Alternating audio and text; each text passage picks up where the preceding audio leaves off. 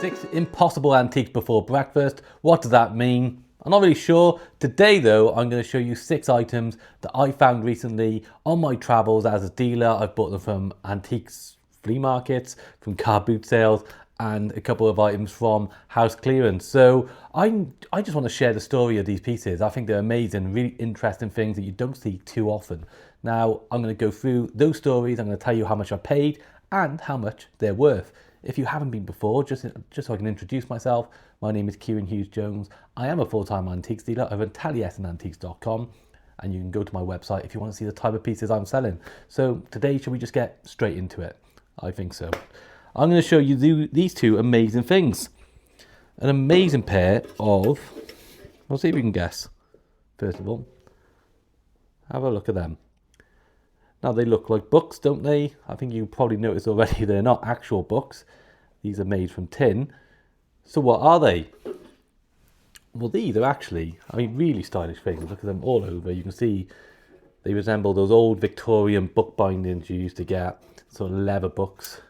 Interesting names on these books as well. What we got: History of England, Pilgrim's Progress, Burns, Pickwick's Papers, Robinson Crusoe, Gulliver's Travels, Self-Help, and Shakespeare, no less. Big names in the world of literacy, in the literary world rather. So these, if you haven't guessed already, these are actually biscuit tins. Would you believe? How elaborate are they? They are made by Hunter and Palmer. They are marked, both of them. Unusual to find a pair of these. People are usually happy with just one. Hunter and Palmer. What does the mark say? Reading and London. Hunter and Palmer biscuits. So why did I buy biscuit tins? What would be the point of that? I don't know if you're like me, I've tried biscuit tins in the past, and 9 times out of 10, there's not a big collector's market for all biscuit tins, regardless how old they are. However, these are different. Hunters and Palmers were renowned for making these elaborate and collectible tins. So they created a demand through clever marketing. This is back in the Victorian era. We're talking about the around 1900, late Victorian era. This is before World War I, if you want to put that into context. They were creating packaging that people wanted to collect. So it wasn't just about the biscuits. People were buying them just for this as well. This is early collectability. What do we have today which is like that? You know, you're looking at things like Pokemon cards, which are really big these days. I'm struggling to think of anything which the packaging is collectible itself. You tell me, I'm sure you've got examples that are coming to mind. But this is an early version of that. And to this day, people still love these pieces. You should see the prices just one of these biscuit tins can collect. I've seen sold prices now, actual sold prices on eBay's Terapeak. So Terapeak is a service that shop subscribers have, and it shows you the last 3 years of sold prices. So sold prices, a piece like this for over £200 for one. There's one of the comments put on a social media post where I put these up. No one did packaging like Hunters and Palmers. So these were fantastic finds. They came as part of the house clearance for a load of other things. It's hard to put an actual value on these, but it probably boils down to around 15-20 quid I paid for this pair. I've already told you the value of them. I think I put these up for around £220 for the pair of them. So a great buy actually for someone to come along and get these 2. But what a great start. Amazing history. Don't they just look really stylish? Why wouldn't you want them? Let's move on to the next one. So this next find, I want you to cast your minds back to the mid-18th century. We're talking about 1750s, 1760s. This is before the French Revolution. And I've got something that's come from France from that period. And if you want to talk about being elaborate, can you imagine this on a dinner table? The attention this would have grabbed. Everything else is blue and white pottery with nice landscape scenes. And most of it probably copying Chinese porcelain. And then you have this sitting there as well. And this was made for that exact reason. This was made to be, I suppose, Instagrammable before that even existed. People back then, like they do now, were buying things to grab attention. And they wanted to be the first to own things, almost set trends that other people would follow. Now this is French Faience. It's a type of pottery which is tin glazing, similar to Delft pottery, which, if you've heard of that. And this was around the time when Chinese porcelain was coming in, and Japanese porcelain actually, and it was blowing the high society away. That's what the people wanted. French potters, like the Dutch potters as well, and this type of pottery was going across Europe actually, were trying to compete with that market. And one way to do that was to create these elaborate teapots, these amazing designs. It's very rare for them to survive at all. This is in actually quite decent condition considering its age. As you can see here, you can see there you are, you can see the rim there, and then the bottom matches that as well. A 23 mark on the bottom. Maybe some chips along the way. You got here, you got on the top, which is resembling a flower by the looks of it. But this would have been used. It's amazing. And it's incredible to think it's survived since then. This would have been made, and this would have sat on a very prestigious table. It's probably quite a big event. It's an incredible piece of history. And how did I come across it? Well, it was at a car boot sale, and the gentleman had it in a box. I saw it there. It was actually in the box. It wasn't out on the table or anything like that. He just left it inside a box. I opened it up, and he asked for £20 for that. And I could see there was a couple of people around me thinking, why would I pay that? I paid it without a question. I knew straight away this was something quite special. An incredible find. Honestly, it really is. This is a type of thing that you want to be finding as an antiques dealer. Things which are extremely rare, which have that amazing history and story behind them. And it just blows me away how long it survived. As I told you, this will date back, I'm estimating the date around the mid-18th century. They were making these before then. The only other one I found was actually similar, because these are quite rare. The only similar one I found was actually in a museum in Chicago, which is more of a form of a rooster. They were saying that was made in Germany as well. This was made to be fun. This was made to look incredible and grab people's attention as guests were coming into a dinner party effectively. And I think it still captures that today. So a nice plump bird, and it just goes to show that technology changes, but people don't. And the things that people were doing back then are very similar to what we're doing now, just in a different way. So what price have I put on this? Now, the only other sold example that I've seen that was similar to this when I was doing research, there's not a lot of auction sold examples of something like this. I did find something on eBay that was sold within the last couple of years, and it was a cat. It was a very similar design, certainly tin glazed pottery again, and French Faience, and it was a cat, and that sold for like £800 odd, I think. I'll put up the picture, see if I can find it again. I put a price of £395 on this, and I think that's a fair price. So there we go. The type of thing you can find at car boot sales if you know what you're looking for, and if you're looking for those pieces that make amazing stories. Very happy with that. So we're going to stay in France. We're going to move forward approximately about 150 years, and we're going to talk about a little piece, and have a look at that. Very attractive. I remember when I first picked this up, I was calling it a toast rack. It's not a toast rack, it's a letter holder. And what you see on this design here, it's all enamel. It's known as Champlevé. And Champlevé is similar to cloisonné, although there are differences. And what they've done here, they carved out little recesses in the metal and filled it with powdered glass before firing it. And then you have these beautiful colours that just fuse into the glass. Goes way back in France. It was used in medieval France as a style and technique. But then it was revived in the late 19th century. And it's part of that sort of French Rococo period. Now this is incredible. What this would have been was part of a larger desk set. There would have been other pieces along with this, probably an inkwell and possibly even a clock would have gone alongside this, maybe a pen holder. And over the years, of course, things just get separated apart. This, however, is still just a beautiful little thing, just a nice little curio collectible to just put somewhere on a shelf. Why not have like little beautiful things dotted around your home? And I just love this enamel work. It's kind of like an arabesque, Moorish style that they've gone for. So I love little delicate pieces like this. Something I've just noticed, I did see a little mark when I was doing the photos on this. You can see it there. But it's actually on every single one of these little plates. It's a little EM stamp, which is going to be the maker. And I didn't actually identify who that was. So I'm going to have to do some more research. If you know your French Champlevé and you know who the maker is, please leave a comment and let me know. But yeah, lovely little find. You know, I don't really see stuff like this very often. I actually got this from an antiques flea market. I bought 3 items from a lady, and I just liked the little pieces. Cost me a bit more because it came from an antiques dealer. I think it cost me £65 actually. However, I think I put a value of this around £135 up on my website. And I think that is a good price looking at comparables. People asking for letter racks, which are Champlevé online.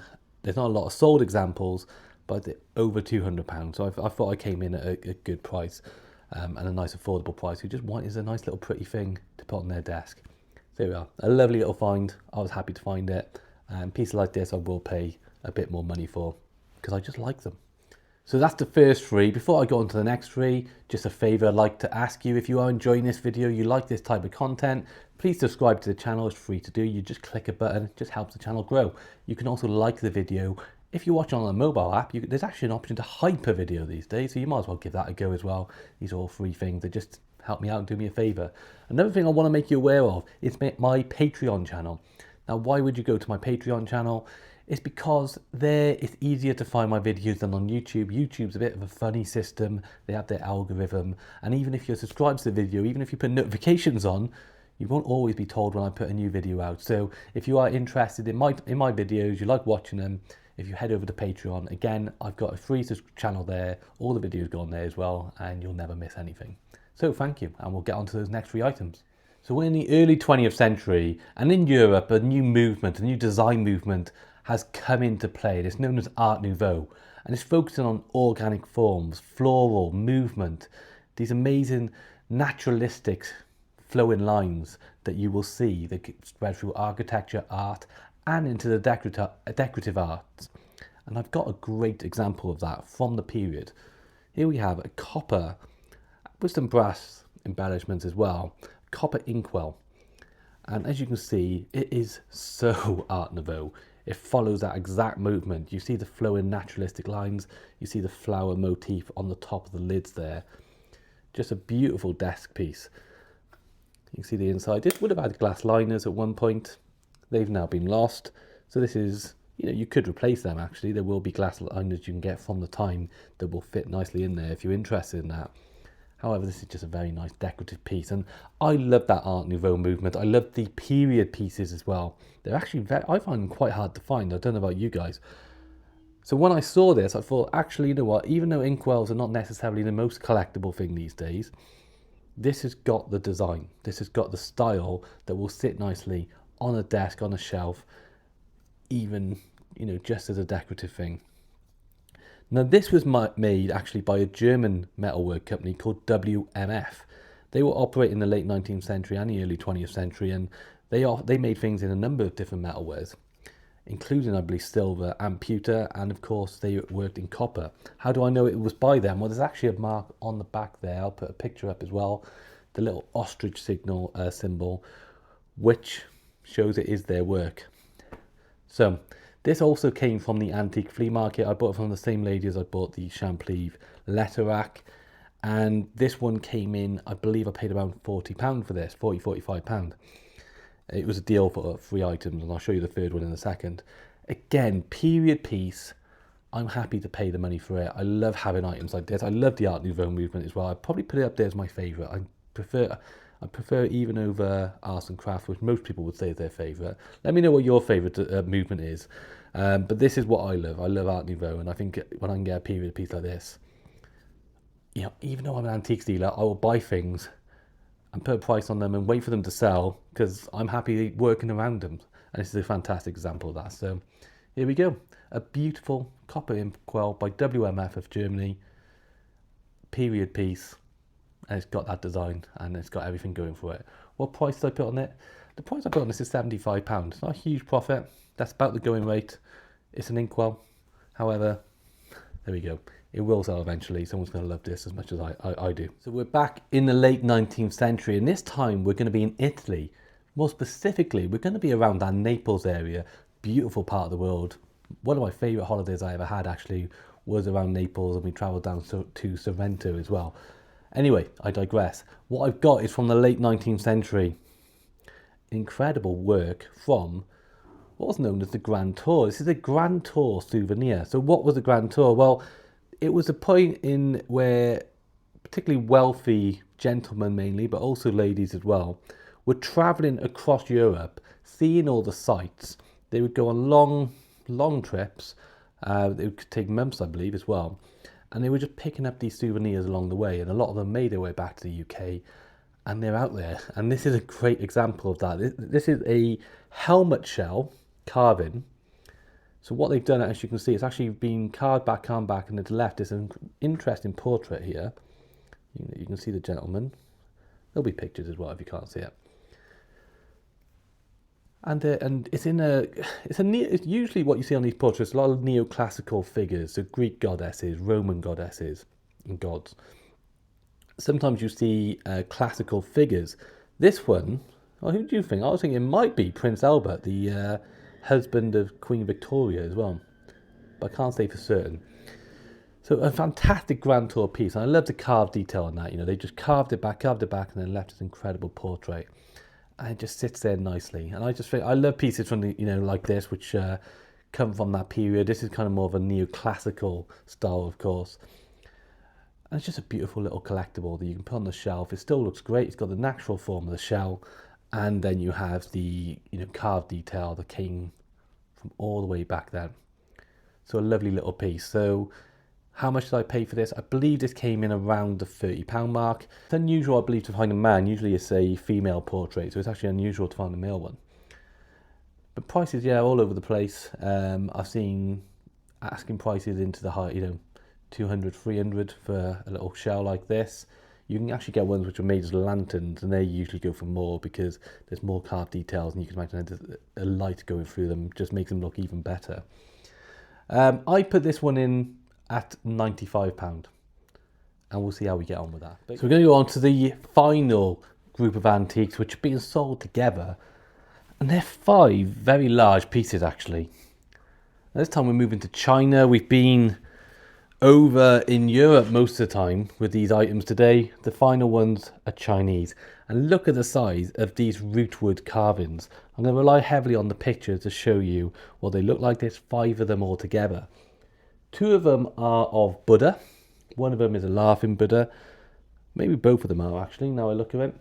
The other 3, now they're either what are known as Lohan, so followers of the Buddha, or they are Daoist Immortal figures, which is a separate religion. There is some crossover in the later, the later versions of the religion. But either way, they're very decorative pieces. There's 5 of them all together, all bamboo rootwood carvings, and look, you can see the amount of detail that's gone into each one. Very elaborate carving. They're actually what's known as more Chinese folk wood carving rather than by highly trained artisans. And I think they just look fantastic as a 5. They really sort of capture those traditions from China, and amazing wood sculptures, very heavy and very impactful. Now these ones, I believe they are sort of late Qing, early Republic period. So we're talking about around the 1910s, 1920s, kind of broader than a lot of the wood carvings that you get from China. There are versions of them out there, people asking all sorts of money, dating them to the 19th century. Put a price of £395 for the 5 of them, and there we go. It seems to be lower than what a lot of people are asking. Most people are trying to sell like 1 of these, and I've got 5 of them. Now, where did I find them? These were from a car boot sale as well. The gentleman, I remember actually, I saw these for 2 weeks running. The first week he wanted £250 for them, and he was adamant on that. The most I was willing to pay was £120, and I said, look, I appreciate what you're asking. That's what I'm willing to pay. Up to you, no hard feelings. Decided he didn't want to take it. Got to the second week and I saw him actually walk past my own store on the second week at the end of the day. Just chatting to him. I think I bought something else off him. And I said, oh, have you still got them? And then he said, look, if you want them, it's coming to the end of the car boot season. I don't want to keep them for over the winter. Can you just do 125 and, you know, I'll be happy to take them. And we did the deal and now I've got them. So interesting things, happy to buy things like that. You know, it cost me quite a bit of money. However, you know, I think getting 5 big Chinese wood carvings like that, each one of them done by hand and representing a different figure, very interesting to me. So they're available on the website and that completes the 6 items that I was going to show you today. Well, if you've got to this point in the video, thank you very much. You've helped me out because it really does help the metrics. A big thing as if you're a YouTube video creator is all your metrics, and people staying around and watching the video to the end is the best thing you can do to help me out. So thank you so much for doing that. And thank you again for coming back and watching the videos. So that's it today. All items are available on my website, which is taliesinantiques.com. I hope you've seen something new and you've maybe learned a thing or two, or you never know, you know, you might find similar items yourself now out on your travels and you've got a good idea of what is a good price to pay for them. So there we go. Thank you again for watching and I will see you again next time. All the best. Goodbye now. Take care.